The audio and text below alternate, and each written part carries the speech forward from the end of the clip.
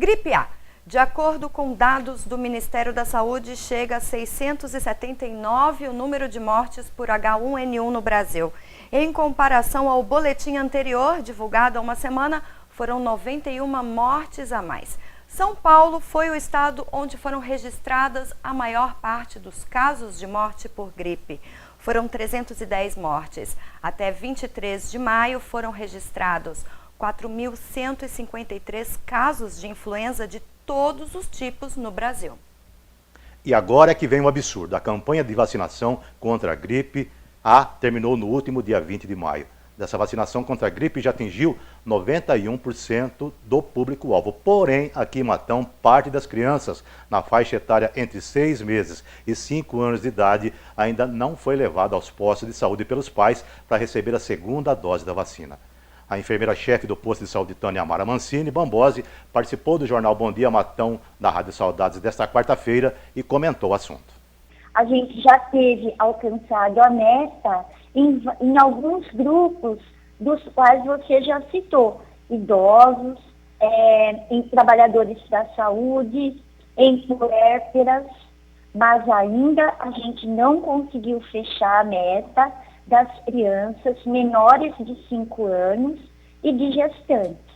E também, conforme você já citou, nós estamos chamando as crianças que iniciaram a primeira dose para fazer a segunda dose, porque se não houver o complemento à segunda dose, a criança não vai ter uma boa resposta imunológica.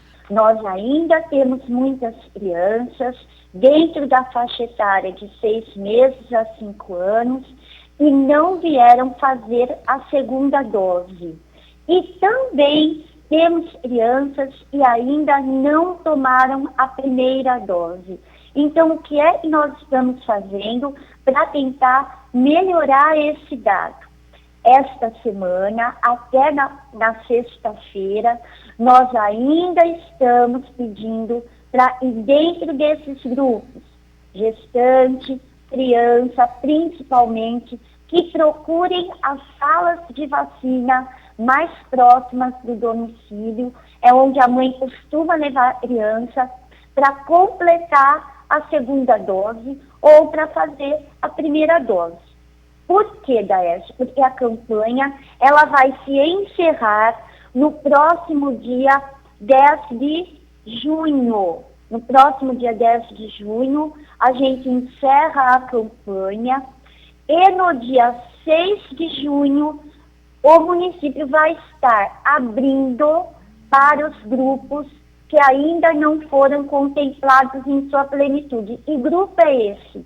É o grupo de pessoas que fazem uso de medicação para problema cardíaco, para problema respiratório, diabéticos, porque nós ainda temos um montante de vacina e nós vamos utilizar para esses grupos que têm comorbidade. Buraco nas estradas e o pouco caso de alguns pais com a vacinação de crianças, né, Dércio? 2 absurdos. Boa noite. Olá, Esteves, boa noite. A culpa minha, a culpa do outro, a culpa que é da gente, a culpa que a gente atribui aos outros, ou quando não, é mesmo culpa dos outros.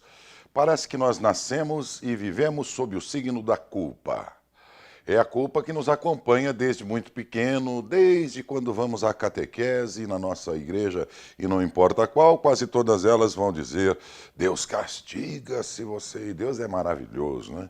E vem toda essa coisa da culpa, não é? A culpa é de quem? Para qualquer acontecimento enquanto éramos crianças em casa e que desagradava aos pais, de quem que é a culpa? Quem fez, quem não fez? E depois vamos crescendo. E no dia a dia sempre a culpa. Mas peraí, a culpa foi de quem? Batemos o carro e imediatamente nós queremos saber, a culpa é tua, e o outro diz, não é tua. E a culpa parece ser um elemento terrível, terrível.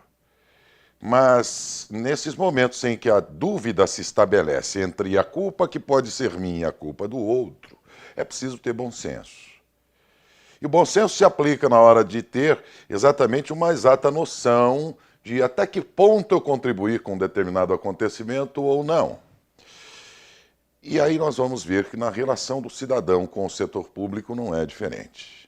Até onde a culpa é do governador, até onde a culpa é de um deputado, até onde a culpa é do prefeito ou de um vereador e até onde a culpa é minha como cidadão. É muito difícil estabelecer isso e é muito mais fácil dizer a culpa é do outro. Do mesmo modo que alguém da própria política, dos administradores, vão dizer, não, a culpa é do povo. Essa falta de bom senso, às vezes, é um grande complicador, porque ela implica no fato de que, por conta disso, a gente não resolve e nem faz o que tem que ser feito. Uma operação tapa-buracos definitiva aqui na cidade, eu dizia hoje, será fundamental para resolver boa parte, às vezes, daqueles que estão descontentes. Você resolveria grande parte, porque realmente cabe ao setor público uma operação tapa-buracos definitiva e não apenas remendinhos ali que se abrem já na primeira chuva. Um trabalho bem feito que dê ao cidadão que paga seus impostos, evidentemente, uma resposta significativa e comparada àquilo que ele deseja. Isso é fato. E em outros setores também, em que a vida pública fica devendo para o setor privado, que paga muito bem pelos serviços e nem sempre tem o serviço bem bom à sua disposição, e de fato isso acontece. Porém, vamos fazer uma meia-culpa. E a culpa nossa em certas situações. Eu agora queria puxar aqui um exemplo muito rápido de culpa nossa. O dia que eu vi, senhores, o dia que eu vi, e se você vir também um dia, vai se impressionar. O número, a quantidade de exames, raio-x, exames até de alta complexidade que são caros, que o médico prescreveu para o cidadão. O cidadão foi lá no SUS, fez, o exame foi disponibilizado na data que foi marcada e ele nunca mais foi buscar. Isso tem um preço muito alto e um mau uso dos recursos. Também de nossa parte. Que você não faça isso, mas há quem faça. E o dinheiro é um só, é ele que vai pagar. Até o seu dinheiro, você que não faz esse tipo de coisa, que usa devidamente os serviços públicos. Agora, a maior foi a que nós descobrimos hoje.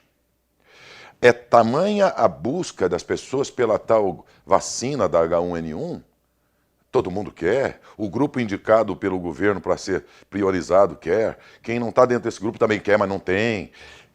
E as crianças de 6 meses a menos a 5 anos, que tem que tomar 2 doses, uma boa parte em Matão não tomou nem a primeira.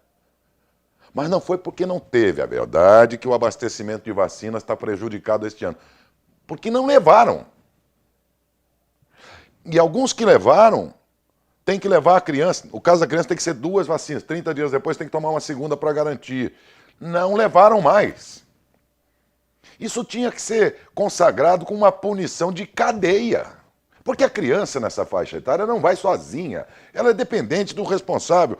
Pais e mães e avós irresponsáveis pelas crianças que não estão levando para vacinar contra uma doença que já matou 700 brasileiros. São verdadeiros absurdos, verdadeiras irresponsabilidades. Meus senhores, teve que existir uma lei que obrigasse o cara a pôr uma cadeirinha no carro com um cintinho de segurança para o filho dele que andava lá com a testa colada no painel.